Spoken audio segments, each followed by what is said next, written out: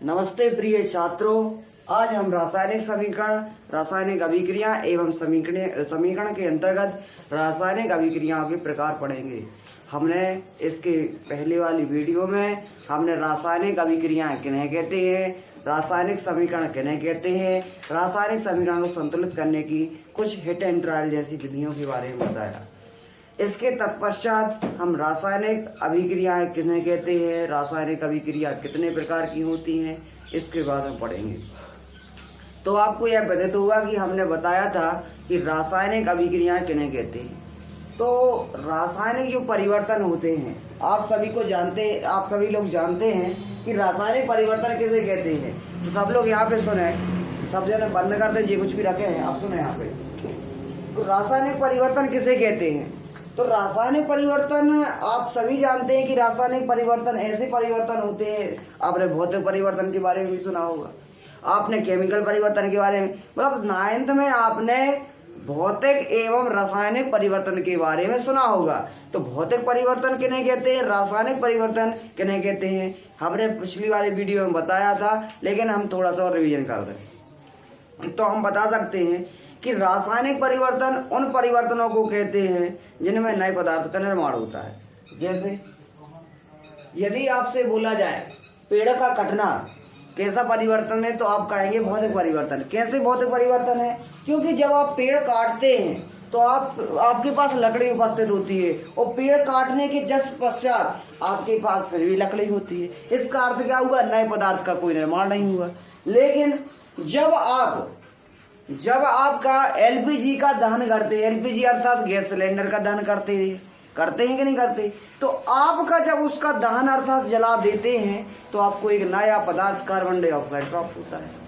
तो इस प्रकार की अभिक्रिया, इस प्रकार की परिवर्तन को रासायनिक परिवर्तन कहते हैं। तो कहने का उद्देश्य यह है कि रासायनिक परिवर्तन जो होते हैं, रासायनिक परिवर्तन में एक नए पदार्थ का निर्माण होता है।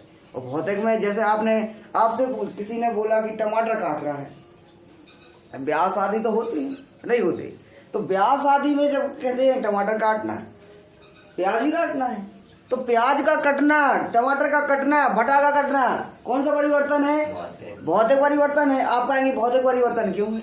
तो भौतिक परिवर्तन इसीलिए है क्योंकि आपने भटा काटा तो भटा ही मिला। अब ऐसा तो नहीं टमाटर बन गया, नहीं आई समझ में। तो आपको यह विदित होना चाहिए कि भौतिक परिवर्तन में नए पदार्थ का निर्माण नहीं होता है। और यदि आपको यह पता चल गया, और रासायनिक परिवर्तनों में नए पदार्थ का निर्माण होता है। जैसे यदि आपसे पूछ लिया गया कि जल से बर्फ का निर्माण होना, यदि किसी ने पूछ लिया जल से बर्फ का निर्माण होना, यदि कोई पदार्थ जैसे जल है, यदि इससे बर्फ बन गया, तो आप क्या बताएंगे, इसमें भौतिक परिवर्तन होगा कि रासायनिक होगा? तो आप इसमें कहेंगे कि इसमें क्या हुआ? भौतिक परिवर्तन होगा। क्यों कहोगे? क्योंकि यहाँ पर क्या हुआ है, आप यहाँ पे देखोगे जल है और ये बर्फ है। तो सुनना, तो आप यहाँ पे जल को बर्फ में परिवर्तित कर सकते, बर्फ को जल में परिवर्तित कर, यानी जो भौतिक परिवर्तन होते हैं वो रिवर्सिबल होते हैं। सॉरी, जो केमिकल परिवर्तन होते वो रिवर्सिबल नहीं। देखो रिवर्सिबल का तो इसमें पता नहीं भूल सकते। बाकी देखो नए पदार्थ का निर्माण हो रहा है इसमें बर्फ का, फिर जल से बर्फ का निर्माण होकर, लेकिन जल से अपन बर्फ में भी तो आ सकते हैं ना, नहीं आई समझ में। तो हम एक रिवर्सिबल का भी सोच रहे थे, रिवर्सिबल हो सकता है नहीं। तो जल से बर्फ का बदलना कौन सा परिवर्तन होगा, पहले से बताओ? रासायनिक परिवर्तन। रासायनिक परिवर्तन क्यों होगा? क्योंकि उसकी अवस्था में परिवर्तन हो रहा है, अवस्था में परिवर्तन हो रहा है, और उससे बर्फ हो रहा है। लेकिन रहे तो पानी, चाहे बर्फ में बन जाए चाहे पानी बन जाए। बताओ। तो हमने एक चीज बताया था, इसमें नए पदार्थ का निर्माण होना चाहिए, फिजिकल स्टेट कुछ नहीं देखना है, ठीक है ना। तो यहाँ पर आप देख सकते हैं कि यहाँ जल था, तो बर्फ में भी तो जल के रूप में उपस्थित है। तो इसका अर्थ क्या होगा कि यह कैसी अवस्था है? भौतिक अवस्था है, ठीक है ना। जी समझ में आया होगा। तो आप यह समझ चुके होंगे कि भौतिक परिवर्तन और रासायनिक। आपको यदि पीएमएसएस योजना का फॉर्म भरे हो तो उसमें जहां तक क्वेश्चन फंस सकता है, लिख सकते हैं कि निम्नलिखित में से कौन में रासायनिक परिवर्तन हुआ, और उसमें एक ऑब्जेक्टिव जरूर आता है एलपीजी का दहन, और उत्तर वही होता है, ठीक है ना। नहीं आ रही समझ में। इसके बाद हम सुने तो आपको यह सबको विदित हो गया होगा कि हम रासायनिक परिवर्तन के बारे में जान चुके हैं। तो हम इसके बाद रासायनिक अभिक्रियाओं की ओर आगे बढ़ते हैं। तो आप सभी को यह पता होगा कि रासायनिक परिवर्तन जो होता है, रासायनिक परिवर्तन को यदि हम एक भाषा के रूप में, एक संक्षिप्त भाषा के रूप में लिख देते हैं तो उसे ही हम रासायनिक अभिक्रियाएं कहते हैं। कैसे?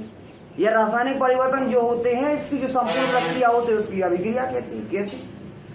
कि जब रासायनिक परिवर्तन हो के एलपीजी का दहन कर दिया, तो आपने कह तो दिया एलपीजी का दहन, तो अब कैसे एलपीजी का दहन? तो जब रासायनिक अभिक्रिया लिखते हैं तो उसमें क्या लिखते हैं कि जब हमने एलपीजी और इसको या ऑक्सीजन की उपस्थिति में जलाया तो हमें ये कार्बन डाइऑक्साइड या कुछ भी गैस प्राप्त हुई। कहने का उद्देश्य है कि रासायनिक परिवर्तन में केवल यह बताया जाता है कि अभिकारकों का दहन हो रहा है या कुछ भी चीजों का हो रहा है, लेकिन इसमें उत्पाद की कोई व्याख्या नहीं होती। लेकिन रासायनिक अभिक्रिया में उसकी समस्त व्याख्या होती। जैसे आपने बोल दिया जो हम पता रासायनिक परिवर्तन, रासायनिक परिवर्तन आपने बोल दिया रासायनिक परिवर्तन।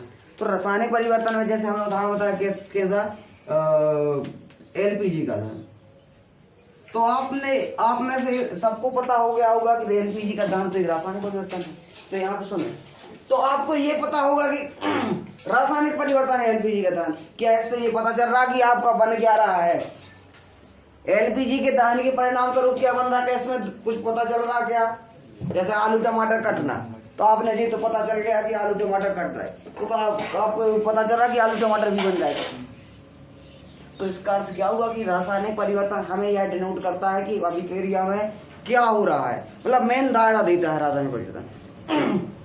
लेकिन रासायनिक अभिक्रिया आपको क्या बन रहा है, क्या ले रहे हो आप और क्या बन रहा है, यानी अभिकारक तथा उत्पाद की संपूर्ण व्याख्या करती है कौन? रासायनिक अभिक्रिया। और हमने ये बताया था कि रासायनिक अभिक्रिया को यदि हम संकेतों या किसी भी संक्षिप्त अक्षरों के द्वारा यदि हम प्रदर्शित कर देते हैं तो इसे ही हम रासायनिक समीकरण कहते हैं। आपने यह पढ़ा होगा 10वीं में, नहीं पढ़ा है? आपने आपसे कहा जैसे आप गाड़ी पे जा रहे हैं, गाड़ी का ठीक है, हाँ गाड़ी पे जा रहे हैं, ठीक है, आपके यहाँ से मान लो मॉडल स्कूल दिख रहा है कि ये मॉडल स्कूल है, ठीक है, और यदि हिंदी भाषा में लिखा है कि मतलब मॉडल स्कूल या कुछ भी, या जैसे आगे दुर्घटना स्थल कुछ क्षेत्र है, जैसे आगे क्या है मोड़ है, एकदम से टर्निंग है, ठीक है, तो आगे देखा है कि मोड़ है और आप बहुत स्पीड से गाड़ी चला रहे हैं और यदि इसमें लिखा हुआ आगे कृपया सावधान यहाँ पे मोड़ है, और यहाँ पे या तो ऐसी भाषा लिख दें कृपया सावधान रहे यहाँ पे मोड़ है, और यहाँ पे ऐसा टर्निंग बना दें कि यहाँ पे मतलब दिख रहा है कि ऐसे जाओ ऐसे मोड़। तो आप भाषा को नजरअंदाज कर जाओगे कि नहीं कर जाओगे, क्योंकि आपकी गाड़ी की स्पीड बहुत ज्यादा है। तो आप आगे देखो कि गाड़ी में देखो कि जो लिखोगा ये देखोगे क्या, तो आप देखोगे इस टर्निंग पॉइंट को। अर्थात कहने का उद्देश्य है कि आप भाषा से नहीं संकेतों से जल्दी परिचित होते हैं और आगे मतलब जल्दी समझ विकसित होती।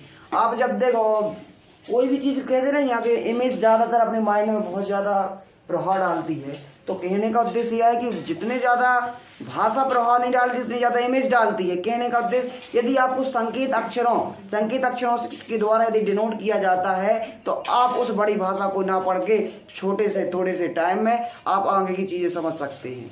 नहीं समझ सकते कि यहाँ पे मोड़ है और आप चले जाएंगे। तो ऐसे जब रासायनिक समीकरण होते हैं, इतनी लंबी रासायनिक अभिक्रिया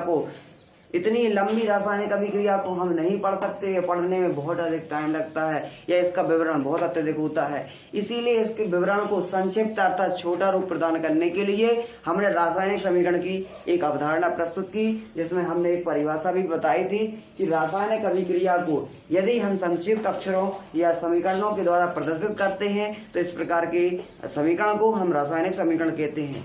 इसके तत्पश्चात आज हमें रासायनिक अभिक्रियाओं के प्रकार के बारे में पढ़ना है। तो आप सभी लोग इसका टॉपिक डाल लें, रासायनिक अभिक्रिया का प्रकार। हमें यह आशा होगी कि आपको ये समझ में आ गया होगा। आपको पढ़ना क्या है? रासायनिक अभिक्रिया के प्रकार।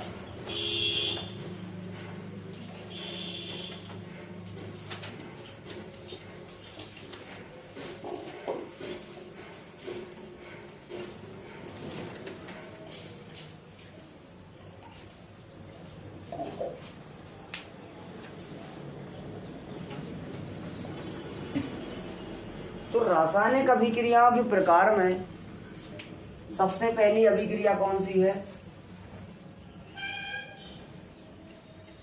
संयोजन अभिक्रिया।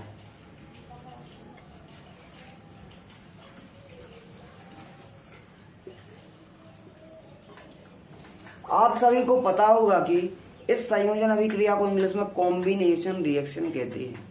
क्या कहते हैं? कॉम्बिनेशन। आपको पता होगा, यहाँ से नाम से ही विदित है कि संयोजन का अर्थ क्या होता है। संयोजन का अर्थ होता है जुड़ना। जुड़ना अर्थात क्या होता है? आपस में दो या दो से अधिक पदार्थ का जुड़ना। संयोग कर रहा है, ठीक है ना।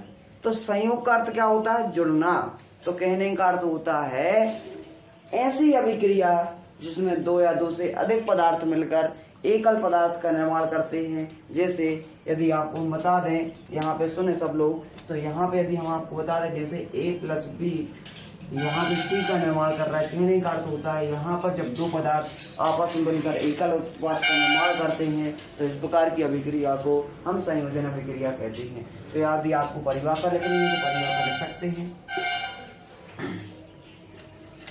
तो यहाँ पे परिभाषा लिखें। सबसे पहले परिभाषा,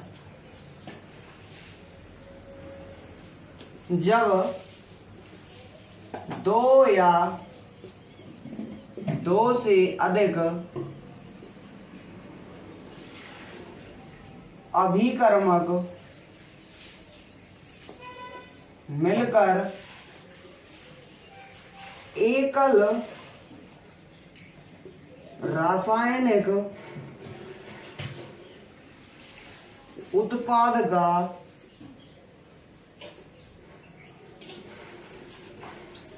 निर्माण करते हैं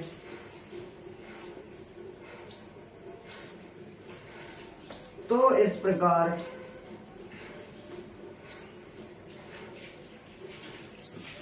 की अभिक्रिया संयोजन कहलाती है। संयोजन अभिक्रिया कहलाती है।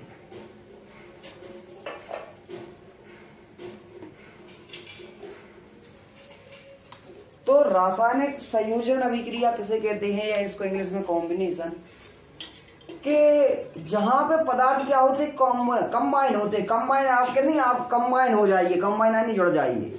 तो जैसे यदि हम इसको उदाहरण से समझें, यहां पर A+B, यहां पे दो अभिकर्मक उपस्थित हैं। दो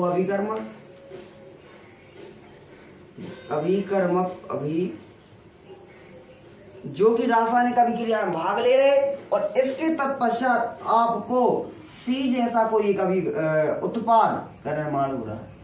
कहने का उद्देश्य है कि यहाँ पर दो या दो से यदि आपको अभिकर्मक मिलते हैं और इसके तत्पश्चात आपको कोई एकल उत्पाद का निर्माण होता है तो इस प्रकार की आप अभिक्रिया को संयोजन अभिक्रिया कहेंगे। ठीक है। तो इसमें एक उदाहरण भी है, जैसे उदाहरण फर्स्ट, ये उदाहरण नहीं, ये समझाने का प्रकार एक प्रकार के, ठीक है ना। तो अब उदाहरण डालिए जिसमें क्या बताया इसमें।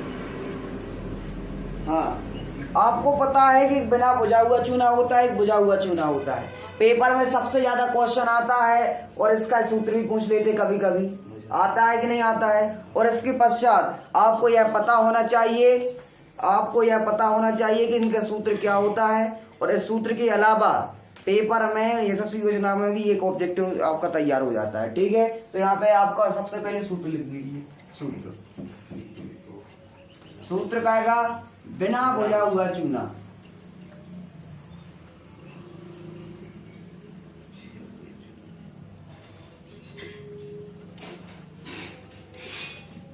इसका सूत्र होता है CaO। इसका अर्थ क्या हुआ? Calcium oxide. और इसके बाद होता है बुझा हुआ चूना।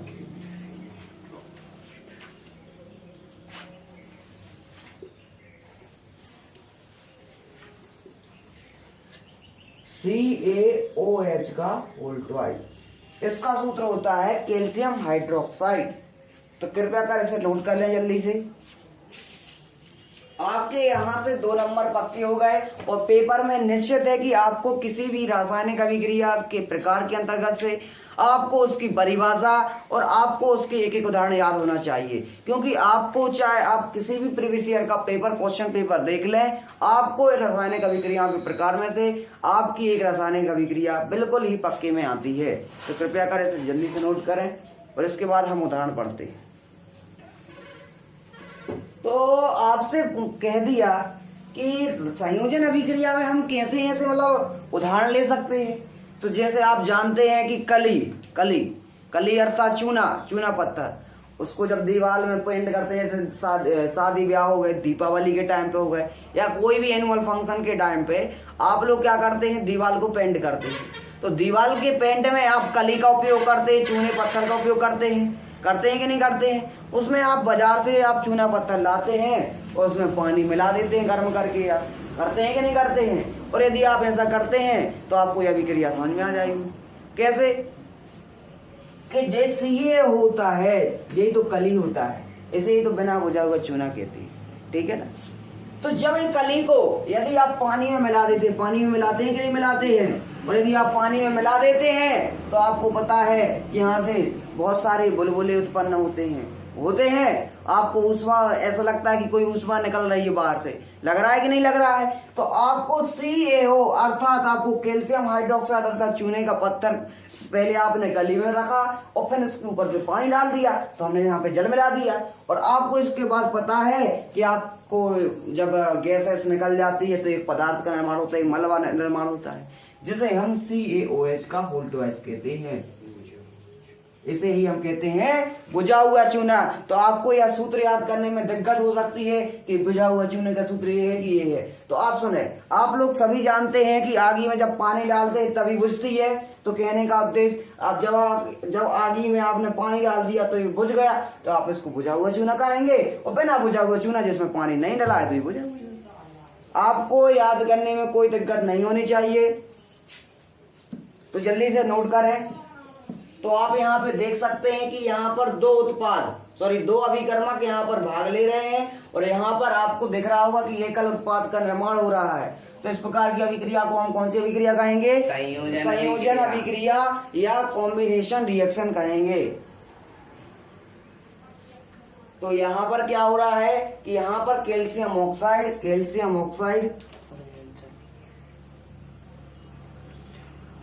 ऑक्साइड और जल जब आपस में मिलकर कैल्शियम हाइड्रोक्साइड का निर्माण कर रहे हैं।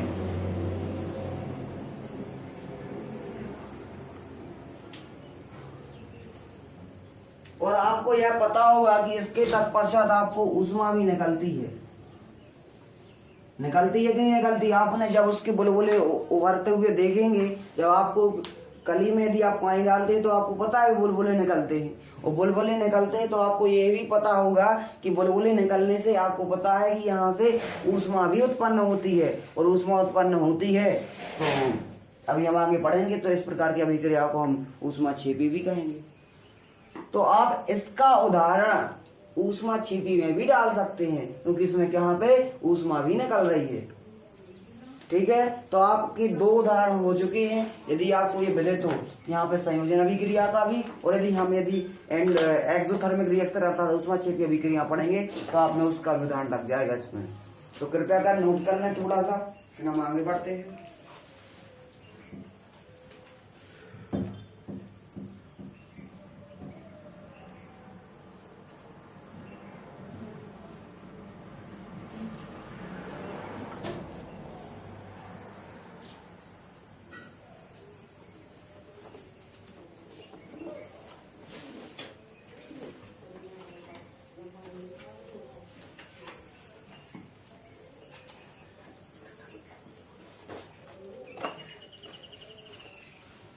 इसके तत्पश्चात यहाँ पर जो निर्मित पदार्थ, इसे कैल्शियम हाइड्रोक्साइड या बुझा हुआ चूना कहते हैं।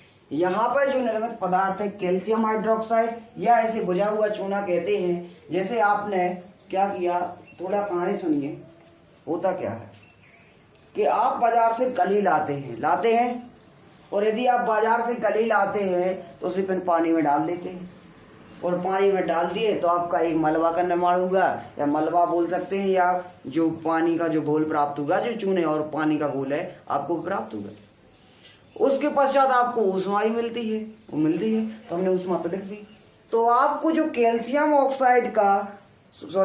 हाइड्रोक्साइड का आपको जो मलबा या आपको क्या बोल सकते हैं कुछ भी पदार्थ प्राप्त होगा, जिसे आप क्या करते हैं, इसको ब्रश में लेते हैं और पेंट कर देते हैं। करते हैं कि नहीं करते? तो आपको यह पता होगा कि जो पदार्थ होता है कैल्शियम हाइड्रोक्साइड, उसको हम पोत देते कि नहीं पोत देते? जैसे अपन ने क्या पोत दिया, कैल्शियम हाइड्रोक्साइड CaOH का वोल्टेज, हम बड़ी कहानी बता रहे हैं आपको।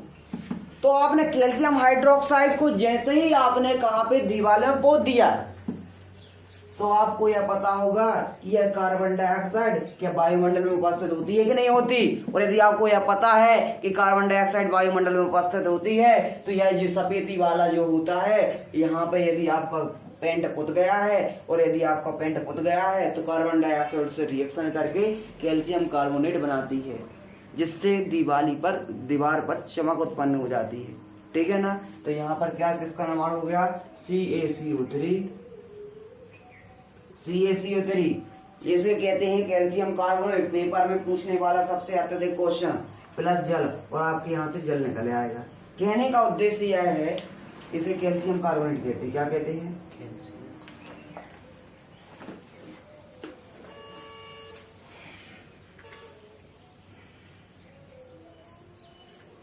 कहने का उद्देश्य यह है कि जब बुझा हुआ चूना, जब कार्बन डाइऑक्साइड अर्थात आपने सफेदी कर दी कहीं पर, और आपने क्या किया, सफेदी करने के बाद आपने क्या किया, आपको पता है कि कार्बन डाइऑक्साइड वायुमंडल में उपस्थित है, तो वायुमंडल की जो कार्बन डाइऑक्साइड है, इससे क्रिया करके एक चमकदार मोटी परत जैसे सफेद परत चढ़ी है ना, तो ये बना देती है।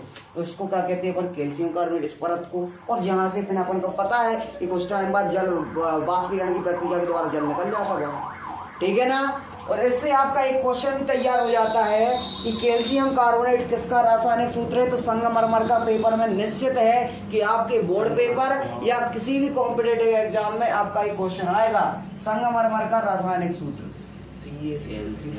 संगमरमर का रासायनिक सूत्र या केमिकल फॉर्मूला CaCO3, इसे ही कैल्शियम कार्बोनेट, यही चूने पत्थर का भी सूत्र है। किसका? चूना पत्थर का, लाइमस्टोन इंग्लिश में कहते हैं इसको। आपको पेपर में डायरेक्ट ऐसा पूछ ले कि लाइमस्टोन का सूत्र बताइए, तो लड़का उसी में कि लाइमस्टोन क्या कहलाता है। इस चूने पत्थर को इंग्लिश में लाइमस्टोन कहते हैं। क्या कहते हैं? लाइमस्टोन। यदि आपको लिखना हो तो लिख लीजिए, लाइम आनी होता है चूना और स्टोन आनी होता है पत्थर।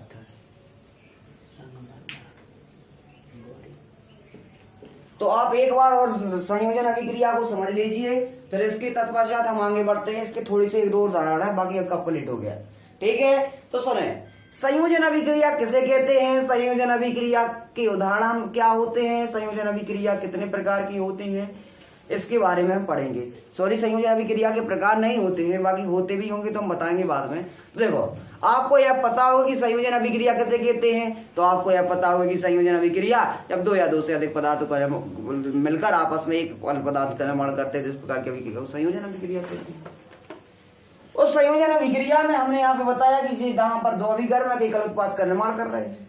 अब यहाँ पे सुनिए, उदाहरण में हमने पढ़ा कैल्शियम ऑक्साइड अर्थात चूना पत्थर जल के साथ क्रिया करके कैल्शियम हाइड्रोक्साइड बना देता है, जो कि हमें सफेदी करने में पेपर में एक क्वेश्चन आता है यहाँ से कि सफेदी दीवार में सफेदी करने के लिए किस पदार्थ का उपयोग किया जाता है। पेपर में क्वेश्चन आता है कैल्शियम हाइड्रोक्साइड का उपयोग किया जाता है, पेपर में नहीं तो इसमें आपको कैल्शियम ऑक्साइड भी ऑप्शन में होता है और कैल्शियम हाइड्रोक्साइड भी ऑप्शन में होता है। तो आपसे पूछ रहे हैं कि यदि आपके पास जे और जे ऑप्शन हो तो आप बताइए कि दीवार में सफेदी करने के लिए किसका उपयोग करेंगे। आप इसका करेंगे कि इसका करेंगे? तो आप यदि आपके पास ये है, आपके पास जैसे चाक है या आपके पास सुई का जो क्या बोल सकते चूना पत्थर कोई भी टुकड़ा, तो क्या आप उसको ऐसा ऐसा करेंगे तब तो सफेदी हो जाए। आप इसको जब पानी अर्थात लिक्विड पदार्थ के रूप में उपस्थित हो जाएगा तो आप इसका उपयोग करेंगे। तो कहने का उद्देश्य यह है कि जब चूने पेपर में बहुत क्वेश्चन आता है, बहुत ज्यादा पेपर में लड़कों का होते हैं, बहुत ज्यादा, तो यहाँ पर क्या होगा, इसका उपयोग करेंगे अपन लोग सफेदी करने में। किसका? कैल्शियम हाइड्रोक्साइड का पेपर में, नहीं तो पेपर में बहुत कंफ्यूजन होती है इससे। ठीक है, इसके पश्चात हमने कुछ सूत्र बताया जिसमें संगमरमर का या लाइमस्टोन का सूत्र, कैल्शियम कार्बोनेट बताया, CaCO3 बताया। उसके तत्पश्चात बुझा हुआ चूना का सूत्र बताया, CaOH का होल ट्वाइस, और हमने बिना बुझा हुआ चूना कैल्शियम ऑक्साइड के बारे में बताया। हमें आशा है कि आपको यह समझ में आ गया होगा। और इसके तत्पश्चात हमने क्या किया कि जब हमने जो पदार्थ प्राप्त हुआ कैल्शियम हाइड्रोक्साइड, उसकी कार्बन डाइऑक्साइड से रिएक्शन कराई तो क्या मिल गया आपको? कैल्शियम कार्बोनेट मिल गया और जल वापस निकल गया। तो जो कैल्शियम कार्बोनेट बना है, जो आप दीवार में सफेद पेंट करते हो और आपको जो दिख रहा है सफेद सफेद, यही कैल्शियम कार्बोनेट है, ये इसकी मोती पर। ठीक है, इसके तत्पश्चात आपको संयोजन अभिक्रिया के कुछ उदाहरण भी दिए गए हैं, उसके बारे में हम थोड़ा सा जान लें। तो आपको हमें लगता है कि आप लिख लीजिए थोड़ा सा, फिर हम मिटा देते हैं। तो इसके तत्पश्चात आपको क्या पढ़ना है, इसके और अन्य उदाहरण।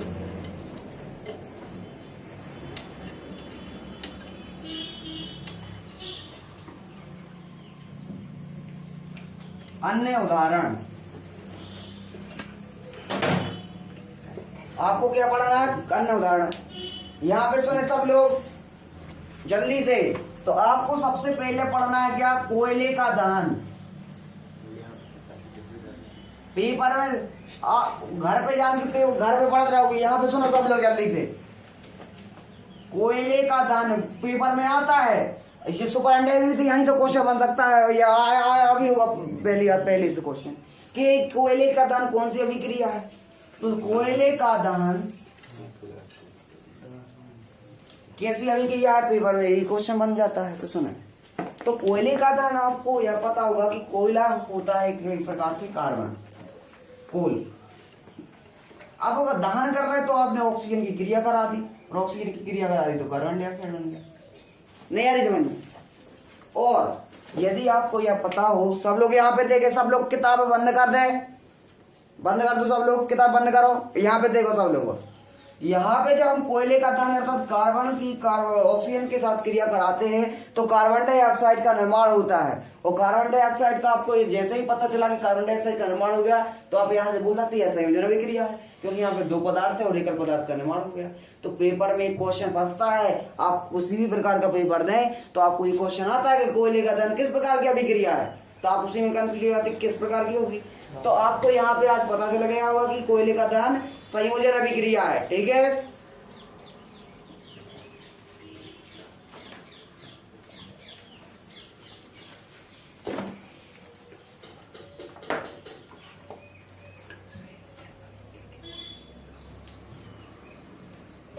एक और उदाहरण,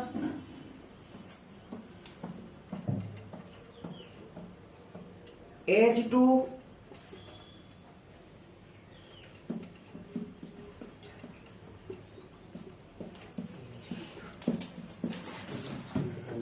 जब हाइड्रोजन गैस और ऑक्सीजन गैस आपस में मिल जाती है तो जल का निर्माण करती है जल वाष्प का। इसे ही हम क्या कहते हैं? संयोजन अभिक्रिया। एक और उदाहरण लेते हैं।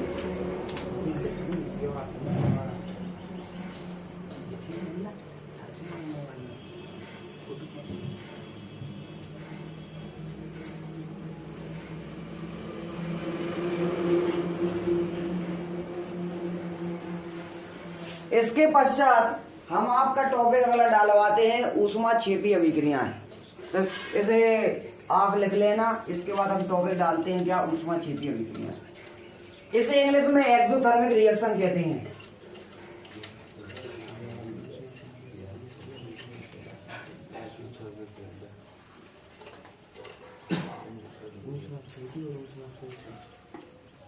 तो आपका टॉपिक क्या होगा? ऊष्माक्षेपी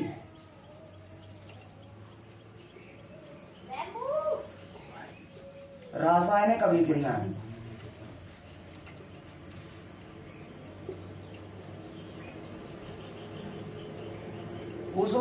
रासायनिक अभिक्रिया आपको पता होगा कि किसे कहते हैं, और नहीं भी पता हो तो यहाँ पे सुने जल्दी। तो आप ऊष्माक्षेपी, इसका अर्थ क्या होता है? एक्सोथर्मिक, ठीक है ना।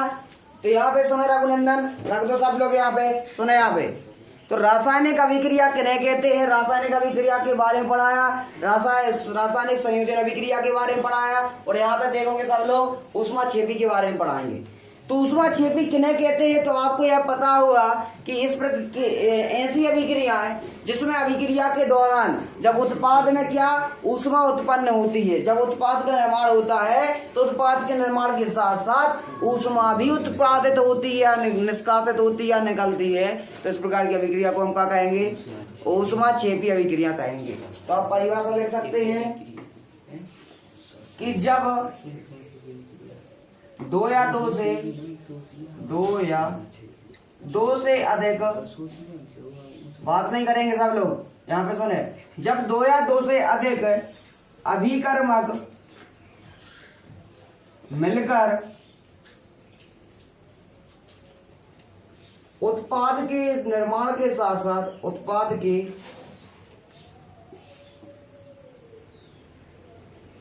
निर्माण के साथ ऊष्मा भी उत्पन्न करते हैं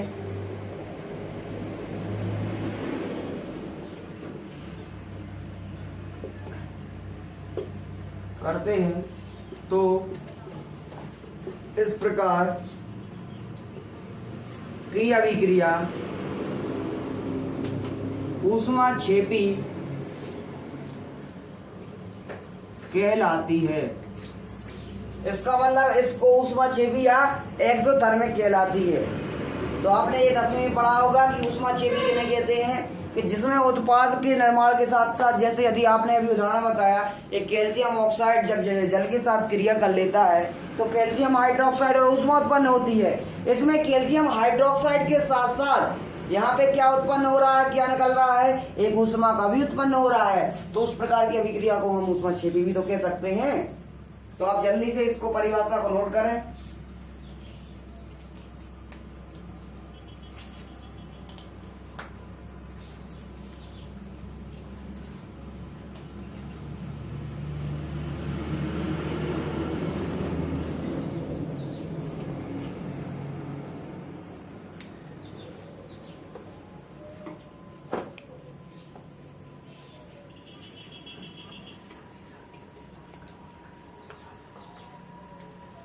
बात नहीं करो, यहाँ पे सुनो, लिख लो जल्दी से, लिखना।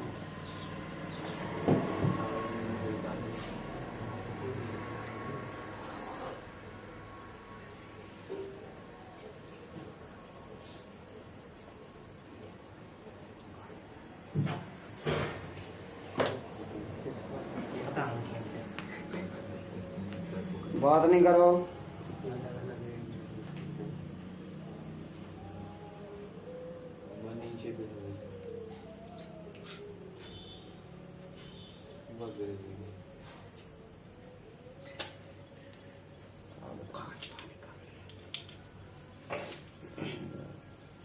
खत्म हो गई यार, कुछ नहीं।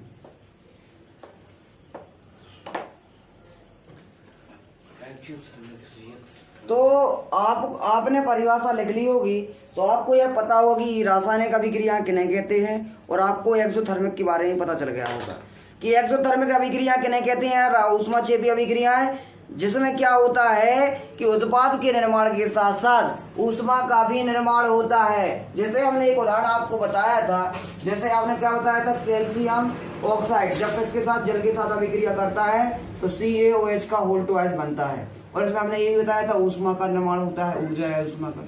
तो आप यहाँ से देख सकते हैं, इसका ये उदाहरण भी हो गया कि यहाँ पर उत्पाद अर्थात इसके निर्माण के साथ साथ इसका निर्माण हो रहा है, ऊष्मा का निर्माण हो रहा है। ठीक है ना। यदि आपको यह पता है कि यहाँ पे ऊष्मा का निर्माण हो रहा है तो इस प्रकार की अभिक्रिया को आप क्या कहेंगे? ऊष्माक्षेपी अभिक्रिया कहेंगे। ठीक है, तो आप रख लीजिए, पहले मोबाइल रख लीजिए, आप बंद करो, यहाँ पे सुनो सब लोग। ठीक है, तो इसका यदि आपको एक और उदाहरण लीजिए, तो पहला उदाहरण हो गया, उदाहरण इसमें कुछ और दिए हैं। यदि आपसे पूछ ले कि मेथेन का दहन, मेथेन अर्थात एलपीजी का दहन, ठीक है ना, एलपीजी का मुख्य घटक क्या होता है, तो मीथेन होता है। पेपर में बहुत बड़ा क्वेश्चन आता है, ब्यूटेन होता है, सीएनजी का होता है मेथेन आता है। तो सुने, तो जब अपन लोग क्या करते हैं, मेथेन अर्थात CH4 का क्या करते हैं, यदि अपन लोग दहन करते हैं CH4 अर्थात मेथेन का दहन करते हैं, किसकी उपस्थिति में, ऑक्सीजन की उपस्थिति में। तो आपको यह पता है कि कार्बन डाइऑक्साइड और जल का निर्माण होता है, CO2 प्लस H2O का निर्माण होता है, और यहाँ पे ऊर्जा का भी निर्माण होगा। तो कहने का उद्देश्य कि जो मेथेन का दहन होता है कैसी अभिक्रिया है, ऊष्माक्षेपी अभिक्रिया, मीथेन का दहन। तो सुनो, यहाँ पे आप देख सकते हैं कि मीथेन क्या है, मीथेन के बाद यदि आपने ऑक्सीजन का क्या कर दिया, दहन ऑक्सीजन के साथ, यानी ऑक्सीजन के उपस्थिति आपने जला दिया, दहन के लिए आप इसका चिन्ह बना सकते डेल का, ठीक है ना। तो आपने क्या किया, इसके तत्पश्चात आपको क्या, कार्बन डाइऑक्साइड गैस मिली, और फिर जल मिला, और फिर ऊर्जा मिली। तो यहाँ पे आप देख सकते हैं कि यहाँ पे ऊर्जा उत्पन्न हो रही है। तो आप कह सकते हैं कि इस प्रकार की अभिक्रिया क्या कहलाएगी, ऊष्माक्षेपी।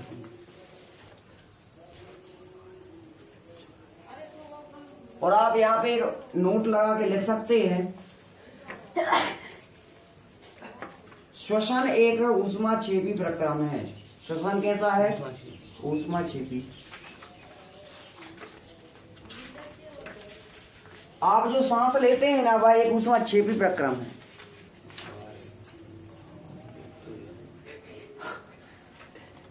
बात नहीं करें यहाँ पे, सुने सब लोग।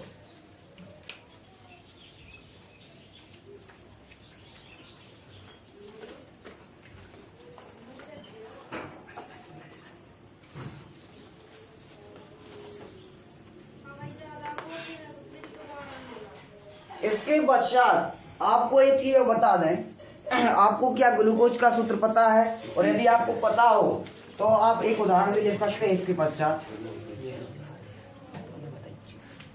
जैसे कितने होगा, 2 होगा। तीसरा उदाहरण, ग्लूकोज का आपको पता है सूत्र C6H12O6 होता है। इसे कृपया का नोट करें, पेपर में क्वेश्चन अभी नहीं तो बाद में आएगा, ग्लूकोज का सूत्र।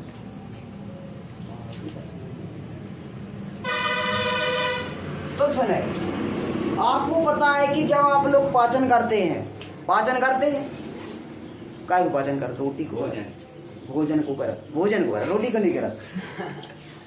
खतरनाक व्यक्ति हैं ये लोग। यहाँ पर रोटी का पाचन होता है, भोजन का पाचन नहीं होता है। तो क्या होता है, तो यहाँ पे आप समझ सकते हैं कि पाचन कैसे होता है। सुने, तो हम बताते हैं आपको कि यहाँ पर आपको क्या, ग्लूकोज C6H12। आपको यह पता है कि आप किसी भी प्रकार का भोजन करते हैं तो अपने शरीर के अंदर किस रूप में संचित होता है, ग्लाइकोजन के रूप में। आपने यदि बायो के चैप्टर में पढ़ा होगा, बायो के टॉपिक में क्या पढ़ा है, यदि आपने क्या खाना कुछ भी खाया, चाहे रोटी खाई, चाहे मिठाई खाई, और चाहे आप बासी रोटी खा, ठीक है ना, तो आपका जो खाना का पाचन होगा किसके रूप में होगा, ग्लाइकोजन के रूप में पाचन होगा। ग्लाइकोजन के रूप में, अर्थात ग्लूकोज जो होता है, कार्बोहाइड्रेट जो होता है, ग्लाइकोजन के रूप में अपने शरीर के अंदर संचित होता है। और जब ये शरीर के अंदर यदि आपको ऊर्जा की आवश्यकता होती है तो यह पुनः ग्लूकोज में परिवर्तित होकर आपको तुरंत ऊर्जा दे देता है। तो कहने का उद्देश्य, यदि आपने कोई भी ब्रेड खाया तो इसमें ग्लूकोज उपस्थित होगा। आपने क्या किया, फिर इसको खाया अंदर, तो आपको यह पता होना चाहिए कि जब आप सांस लेते हैं तभी खाना का पाचन हो जाता है। श्वसन के दौरान ही आपके भोजन का पाचन होता है। नहीं तो आप कहेंगे हमने दांत से तो आपने तोड़ दिए खाना, अब पेट के अंदर जो खाना गया उसका पाचन कैसे होगा, कि सांस के द्वारा। आप कैसे कहेंगे कि सांस के द्वारा, तो आपको यह पता है कि ऑक्सीकरण प्रक्रम में क्या होता है, कि ऑक्सीकरण में क्या होता है, एंजाइम उत्पन्न हो जाते हैं। तो एंजाइम क्या करते हैं, छोटे छोटे बड़े बड़े टुकड़ों को छोटे छोटे में टुकड़े कर देते हैं। प्रत्येक डाइजेशन सिस्टम की अलग अलग प्रोसेस है और अलग अलग स्टेप होते हैं, ठीक है ना। तो आपको ज़्यादा नहीं जाना है, तो हम बताना यह चाहते हैं कि जब आप सांस लेते हैं, अधिकतर जो पाचन होता है, अधिकतर पाचन ऑक्सीकरण की प्रक्रिया के दौरान अपने शरीर के अंदर होता है, ठीक है ना। तो आप कहेंगे क्या, यदि आप व्यक्ति सांस ना लेगा उसका खाना नहीं पचेगा। आपको यह पता होगा कि भोजन जो होते हैं, सॉरी पेड़ पौधे कभी कभी ऑक्सीजन भी लेने लगते हैं, आपको यह पता होगा। कार्बन डाइऑक्साइड की जगह आपने कभी सुना होगा कि पेड़ पौधे क्या लेते हैं, ऑक्सीजन लेते हैं। तो पेड़ पौधों को जरूरत क्यों पड़ी ऑक्सीजन की, तो अपने खाना पचाने के लिए ऑक्सीजन की जरूरत पड़ी। प्रत्येक जीव जो होता है यदि ऑक्सीजन का सेवन कर रहा है तो उसका अर्थ क्या हुआ, वो अपने खाना पचाने के लिए उसका उपयोग कर रहा है, ठीक है ना। तो कहने का उद्देश्य, जब आप क्या करेंगे, ग्लूकोज अर्थात कोई भी ब्रेड खाते हैं और आपने क्या किया, ऑक्सीजन की उपस्थिति में, ऑक्सीजन अर्थात आपने ऑक्सीकरण की प्रक्रिया चालू की है नहीं की, तो आपको यहाँ पे क्या मिलेगा, आपको यहाँ पे क्या मिलेगा, कार्बन डाइऑक्साइड अर्थात CO2 प्लस जल प्लस ऊर्जा। तो यहाँ पे आपको क्या मिला, एक ऊर्जा का निर्माण हुआ। क्या होगा, ऊर्जा का निर्माण। तो यहाँ पे आप देख सकते हैं कि ग्लूकोज जो होता है, ग्लूकोज जब ऑक्सीकरण प्रक्रम के द्वारा अर्थात श्वसन के प्रक्रम के द्वारा गुजरता है, अर्थात ऑक्सीजन प्रक्रम के द्वारा गुजरता है, तो उसके तत्पश्चात आपको कार्बन डाइऑक्साइड, जल तथा ऊर्जा प्राप्त होती है। अर्थात जब आप रोटी खाते हैं तो अपन लोगों को 3 चीजें प्राप्त होती हैं, रोटी ना या भोजन कुछ भी आप खाएं, मिठाई भी खाएं तो ठीक है, रसगुल्ला भी खिला दो तो नहीं मिले, इतने चीजें 3 मिलेंगी। चाहे आप व्यक्ति जो होता है 3 केवल जीव तक का स्वाद होता है, उसके नीचे क्या गया कोई नहीं जानता, जाना था क्या, फिर तो आपको पता ही नहीं चलता कि हमने मिठाई खा ली कि रोटी खा ले। लेकिन आपको चाहे मिठाई खा लो, चाहे बासी रोटी खा लो, चाहे ताती रोटी खा लो, तो आपको निर्मित क्या होगा, कार्बन डाइऑक्साइड, जल और ऊर्जा प्राप्त होगी, ठीक है ना। तो आपको यह पता चल गया होगा कि भोजन का पाचन और श्वसन एक क्या है, ऊष्माक्षेपी प्रक्रम है। और आपको यह भी पता चल गया होगा कि संयोजन अभिक्रिया किन्हें कहते हैं, ऊष्माक्षेपी अभिक्रिया किन्हें कहते हैं, रासायनिक समीकरण कैसे कहते हैं, उसको कैसे संतुलित किया जाता है, और रासायनिक अभिक्रिया किन्हें कहते हैं। हमें आपको यह आशा होगी कि आपको यह समझ में आ गया हो गया। और इसके बाद कल हम आपको नया टॉपिक वियोजन अभिक्रिया अर्थात वियोजन अभिक्रियाओं के बारे में बताएंगे, जिसे डीकम्पोजिशन रिएक्शन भी कहते हैं, ठीक है ना। इसमें क्या होता है वो हम आगे की क्लास में बताएंगे। तो जय हिंद, धन्यवाद।